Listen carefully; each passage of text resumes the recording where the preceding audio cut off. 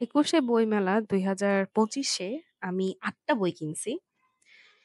প্রত্যেক বছর আমি প্ল্যান আউট করি যে আমি কোন বইগুলা কিনবো অ্যান্ড বইগুলা যেগুলো কিনবো ওগুলোর রেটিং কেমন। This is the list.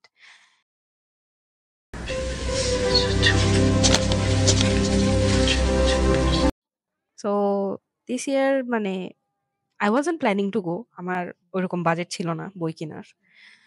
But আমার ফ্রেন্ডের একটা পোস্ট দেখে আমি চিন্তা করছি যে আমার বাসার কাছে বইমেলা হইতেছে আর আমি যাব না কেন? কেন? So I went and bought 5 books.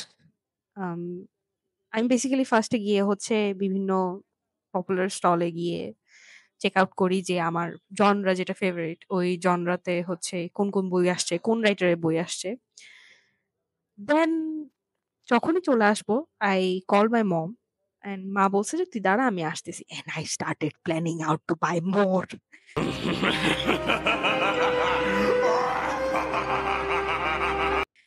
তো মা আসার পরে মাকে নিয়ে আমি নালন্দা প্রকাশনীর স্টলে গেছি। ওইখানে গিয়ে আমি আরো ৩ টা বই কিনছি। And I still have tons of books to read to finish, but here I am with 8 books more to my list. Godspeed ভাই Godspeed। মানে কি করব এতগুলা বই নিয়ে? উড়াইয়া দিব? একটা অবস্থা।